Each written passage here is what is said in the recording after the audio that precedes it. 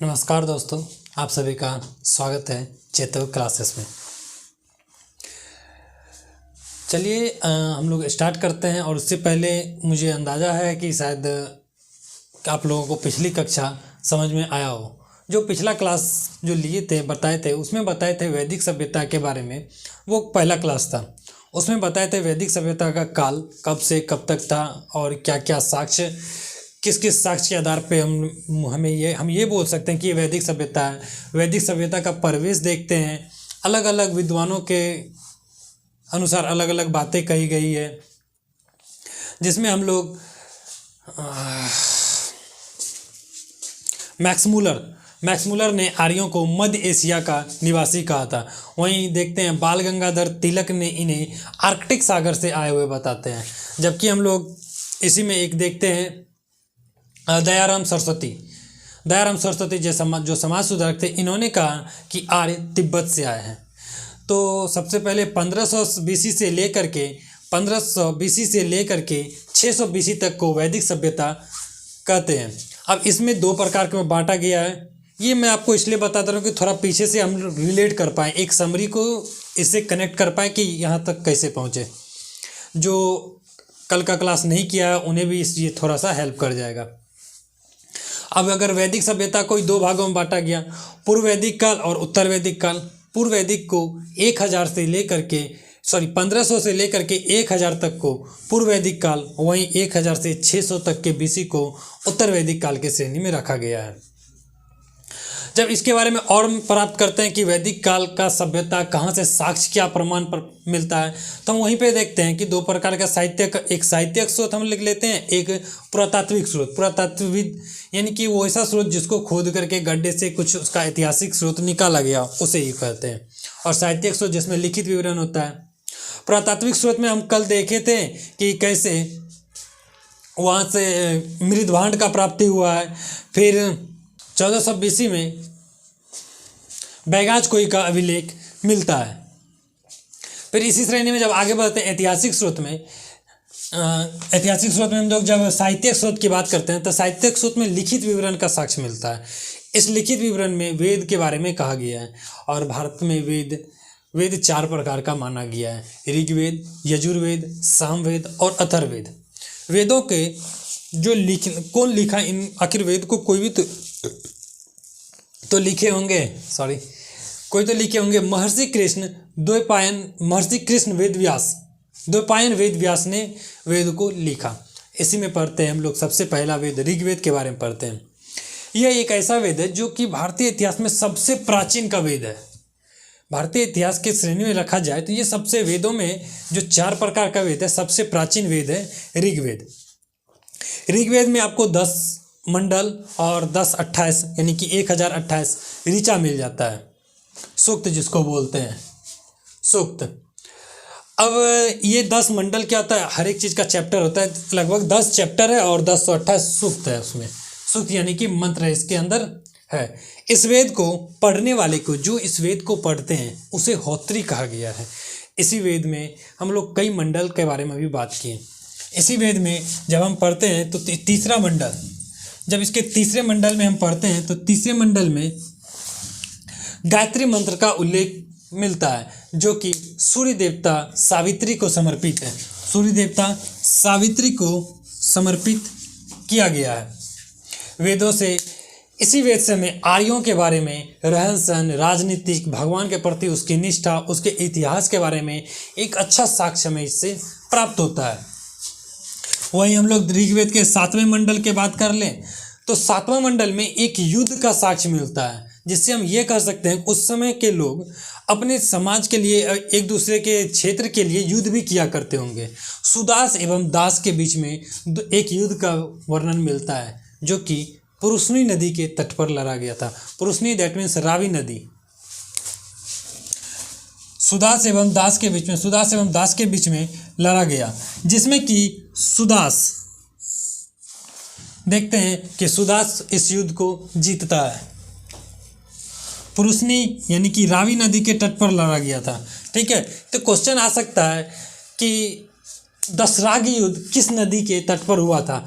आपको रावी नदी ना दे करके वहाँ पे पुरुषनी लिखा होगा, तो हम उसे पुरुषनी नदी यानी कि रावी नदी को ही पहले पुरुषनी नदी के नाम से जाने जाते थे। आर्य लोग इसे पुरुषनी नदी पुकारते थे। जैसे सिंधु को सिंध कहते थे, सिंध इन पुकारा करते थे। अब आगे पढ़ते हैं, ऋग्वेद के 10वें मंडल के बारे में देखते हैं कि ऋग्वेद का जो 10वां मंडल है, इसको आप ध्यान से सुनिए। ऋग्वेद के 10वें मंडल में चतुस्वर्ण का वर्णन किया गया है। अब चतुस्वर्ण क्या किया गया? तो उस समय के जो पुरोहित थे समाज को 4 भागों में जाति के आधार पर बांटा था। ये कैसे बांटा था कि ब्राह्मण, क्षत्रिय, वैश्य और शूद्र। इन्होंने कहा था कि जो ब्रह्मा है, ब्रह्मा के मुख से ब्राह्मण का जन्म हुआ, वहीं ब्रह्मा के भुजा से क्षत्रिय का जन्म हुआ, और ब्रह्मा का जंघा से, थाई यानी कि इसको बोलते हैं जांग से क्षत्रिय वैश्य का हुआ, और सबसे ब्राह्मण, क्षत्रिय, वैश्य, और लास्ट में आता है शूद्र। और ब्रह्मा के तलवार से यानी कि पैर से किसका? शूद्र का जन्म हुआ है। तो ये आप जरूर नोट कर लीजिएगा। इन सभी चीज़ को वैसे नोट करिए और इसे भी ध्यान में रखिए। और ऋग्वेद में गायों को अधन्य कहा गया। अधन्य का अर्थ होता है ना मारे जाने वाले पशु, वैसा पशु जिसको नहीं मारा जाता है। और उस समय गायों के लिए भी युद्ध हुआ। देखते हैं कि गाय के लिए भी युद्ध होता था। गाय के लिए लोग कहाँ कहाँ नहीं चल जाते थे, इसीलिए गाय को अधन्य माना गया, यानी कि ना मारे जाने वैसे पशु जिसको हमें नहीं मारना चाहिए। चलिए तो आगे देखते हैं यजुर्वेद। ऋग्वेद हमारा हो गया, अब यजुर्वेद देखते हैं। यजुर्वेद यह एक ऐसा वेद है जिसमें हम देखते हैं कि जब यज्ञ होता है, जो हम लोग अभी भी देखते हैं यज्ञ के समय जो कई सारे मंत्र का पाठ किया जाता है, तो यजुर्वेद में मंत्रों का संकलन है। मंत्र एवं बलि क्या कहता है कि मंत्र एवं बलि का उल्लेख है कि कैसे मंत्र जो पढ़ा जाता है उसका उल्लेख, बलि का उल्लेख है। इस वेद को पढ़ने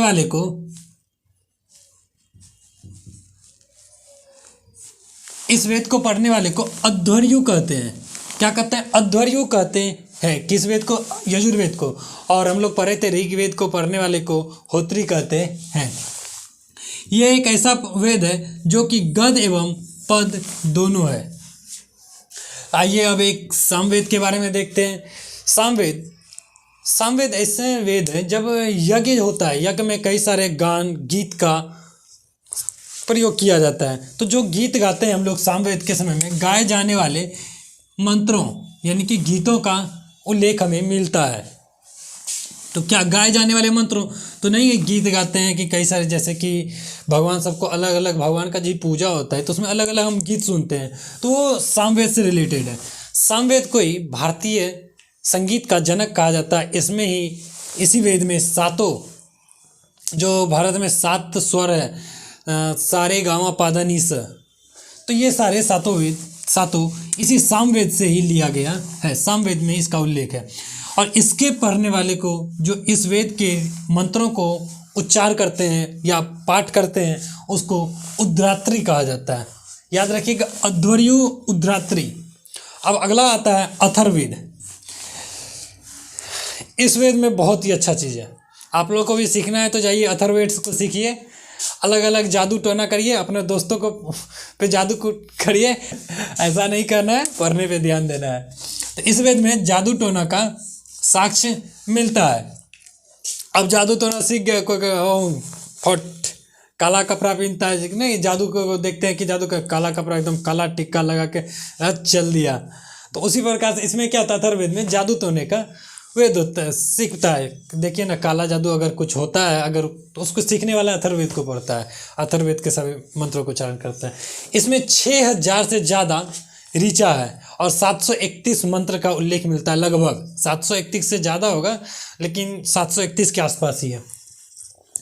यही वेद जो है सबसे बाद का, ऋग्वेद, यजुर्वेद, सामवेद, इस सबसे बाद का वेद इसे माना गया है। और यही एक ऐसा वेद है जिसमें कन्याओं यानी कि लड़की या महिलाओं के जन्म का क्या किया गया है, उल्लेख किया गया। और इसमें बोला गया कि महिलाओं की जन्म को कुर्ती यानी कि एक निंदा के तौर पे बात किया गया है कि महिलाओं का जन्म की निंदा किया गया कि महिला सही नहीं, ये वो बहुत सारे बात। और भी इस वेद में सभा एवं समिति का उल्लेख किया गया है। सभा एवं समिति क्या होती थी इसके बारे में थोड़ा सा बता देते हैं। जो राजा होता था, राजा की दो पुत्री के समान होता था सभा एवं समिति। जब वो राजा कोई अपने राजपाट में किसी चीज़ का डिसीजन लेने के लिए बैठते थे, इस सभा समिति उसके दोनों ओर जरूर बैठते थे कि ये सभा समिति भी उस डिसीजन में अपना योगदान करती थी। तो सभा एवं समिति का उल्लेख मिलता है। एक चीज और जो ऋग्वेद में है, ऋग्वेद में भगवान इंद्र और अग्नि का भी उल्लेख पता चलता है। भगवान इंद्र और अग्नि के बारे में भी बात कही गई है। और जहां हम देखते हैं कि इंद्र भगवान के बारे में 250 इंद्र के बारे में 250 मंत्रों का उल्लेख मिलता है। वहीं अग्नि के लिए आज का अग्नि 5 जो मिसाइल चलता है, अग्नि के लिए 200 मंत्रों का उल्लेख किया गया है। इसको आप लिख लीजिएगा, 200 मंत्रों का उल्लेख किया गया है। आई होप आप लोगों को ये समझ में आया हो। इसका स्क्रीनशॉट ले लीजिए। मिलते हैं फिर अगले क्लास में।